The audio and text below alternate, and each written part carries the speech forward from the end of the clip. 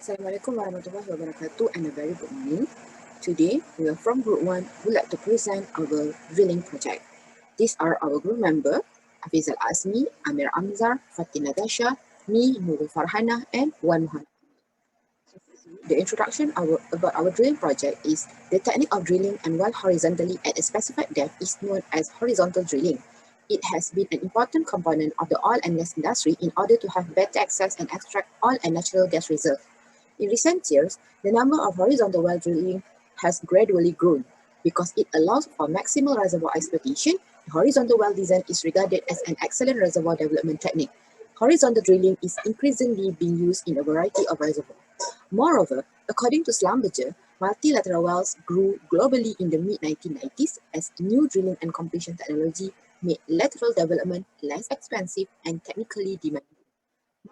Wells are made up of more than one wellbore that is drilled from and linked to a single. Assalamualaikum. My name is Afizal Azmi bin Ahmad, and I'm going to talk about multilateral well trajectory. Here, you can see the spider chart and the well trajectory that we have obtained from the data that has been provided to us. Schlumberger defined a multilateral well as a group of wellbores that is connected and drilled from a main wellbore. The advantages of this type of well are reducing the cost of a new well, improving the oil recovery while reducing the time taken to achieve the production phase. Other than that, it can lower drawdown pressure and enhancing sweep efficiency. The first case study is on a report by Cuthbert et al. 2013 in the Troll Ole field in the Norwegian sector of the North Sea. They claim the field has mica sand formation with low permeability. It is believed to be the first deepwater well using multilateral technology. It is used to increase the drainage area and production of the well in a short period of time. The second case study is on a well located in the Persian Gulf that resembles the Daisy wellbore. This research are done by Paiman et al. In 2009. They stated that Middle East has been using multilateral technology since 1992. The resemblance of the well with the Daisy wellbore is when two stacked lateral were added in an existing wellbore at the site. Although in the Daisy wellbore, all of the well are new. Finally, Khaldi et al. In 2014 research on a well in North Kuwait, which implement its first multilateral well. This well targets the same reservoir but is drilled via two lateral, called the upper lateral and lower lateral. But this well only acts as a pilot test in order to observe the possibility of utilizing this technology in the area. But with promising result, it is deemed a success to be further developed. Assalamualaikum everyone. My name is Amir Hamzah. Today I'll be presenting about the multilateral well trajectory assumption and justification.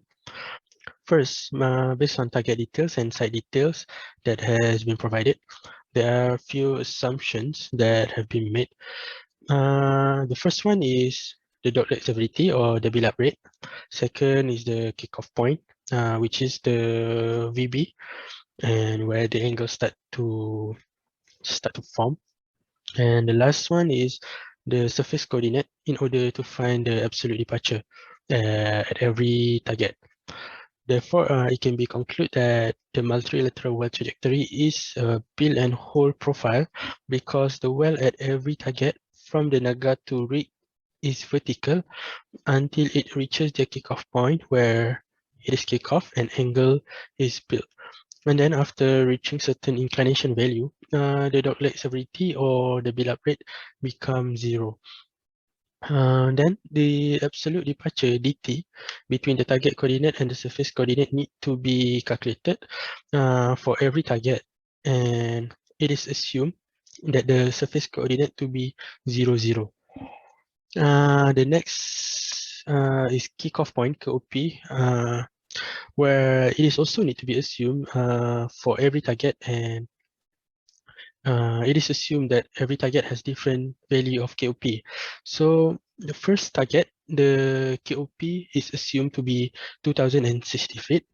The second target is assumed to be 7,270 feet, and the last one is 9,280 feet. Lastly, the build-up rate for the three targets, target 1, target 2, and target 3, are assumed to be the same angle, which is 3 degrees per 100 feet. So next, okay, The previous study that has been made by Abbas, 2019, they mentioned that tight and unconventional reservoir contribute a major concern for petroleum companies due to the high cost for the process. And then they also stated that the unconventional reservoir has been aggressively developed, which can give benefits in future decades. Although horizontal drilling may be seen as beneficial towards individual, it also may cause complication. And then a few research, another research that has been done by Sunagatulin, 2010 in Samoltov field, where Samoltov field is one of the largest field in the world. And the main purpose of multilateral well in Samoltov field is to maximize the reservoir sweep and to develop the drilling economic effectiveness. As time goes by, Samoltov field is having complication and difficulties to produce oil economically since the best reserve has been used up.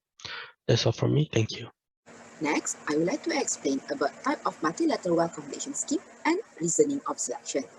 First, TAML Level 5 has been chosen by our group.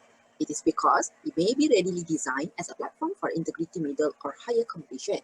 Next, multilateral and frac pack operations have previously been successfully integrated, resulting in the creation of new Level 5 junctions. According to Kurzberg et al. 2020, the Troll Olje field, which is the largest producing oil field located in the North Sea. By October 2002, a total number of 20 multilateral wells has been drilled and finished. 17 of them, which were TAML Level 5 dual lateral isolated tieback system connections. The problem on Troll Olje field is limited the drawdown in the well hills area to minimize the gas coming from the gas cap above. Therefore, a new design has been proposed for a new Level 5 system to replace the current multilateral design. The multilateral well idea was implemented on Troll Olje to enhance the overall drainage area from the existing subsea facilities. Schlumberger also has created the RapidX TAML Level 5 interlocking rail stackable multilateral junction for a novel completion design for wells with Level 5 junctions.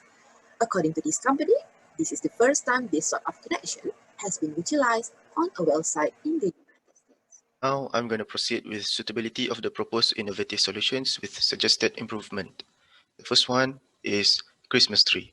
Christmas tree function is to provide valve control of the fluids produced or injected into the well and to suspend casing strings and production tubing in the well. A vertical assembly of valves with gauges and chokes that allow for adjustments in flow control as well as injections to stimulate production.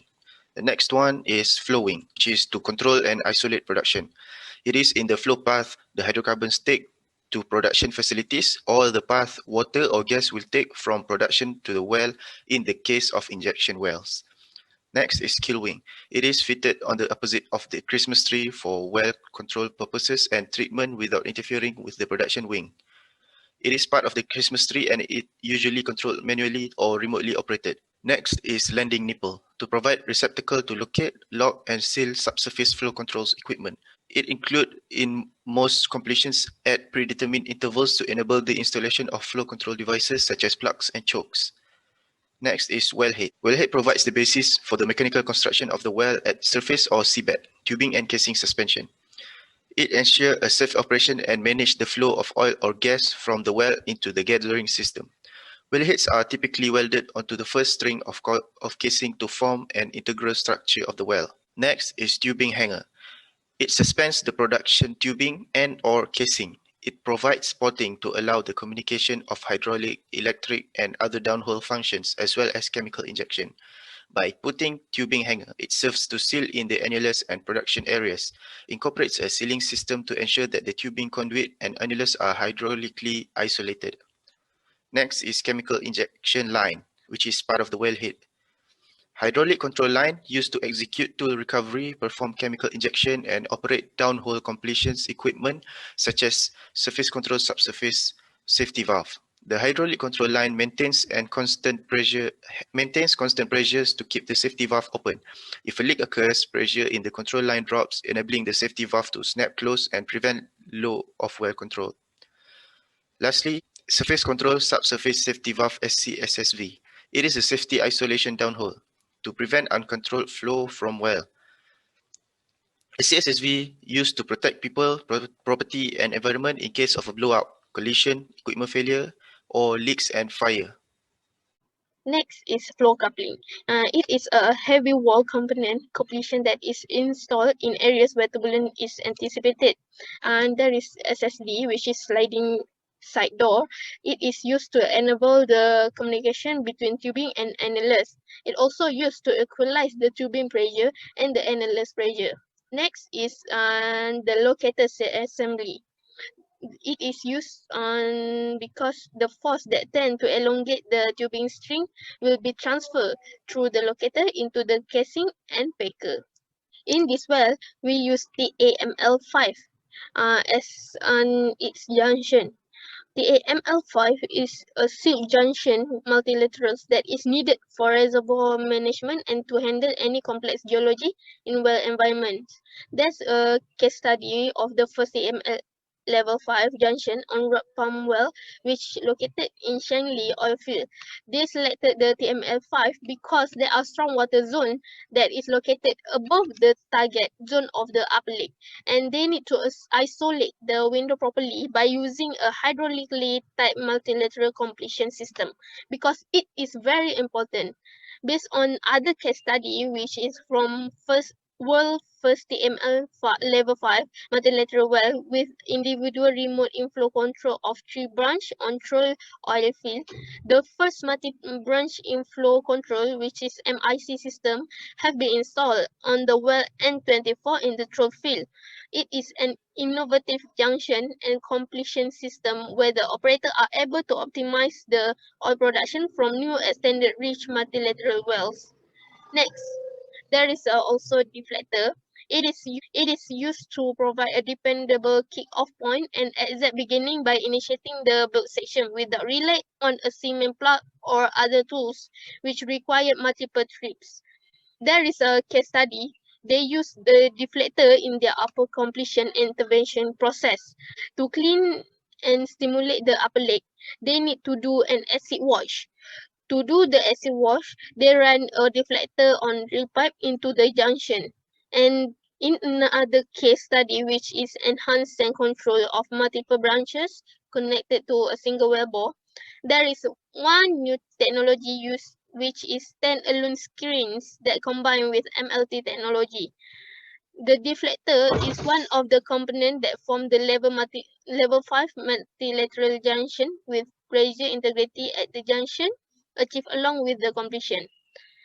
And there also swivel. It is used to enable the orientation of the junction without turning the screens. It is one of the components that deploy in the completion after each drill. And also there is a tubing. And next is flow control valve. It is used to stop any unwanted fluids from entering the reservoir. It's also maintain the flow performance. It is used as a solution to maximize the reservoir contact and to overcome the issue and enhance more uniform oil production in each single location. It could manage the reservoir and production to achieve maximum oil recovery.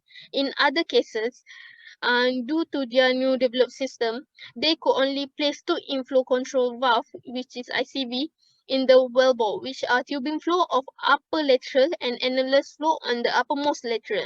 Before the new developed system, the ICV should be placed directly at each junction location. And also there is packer. Basically, packer is an annular isolation.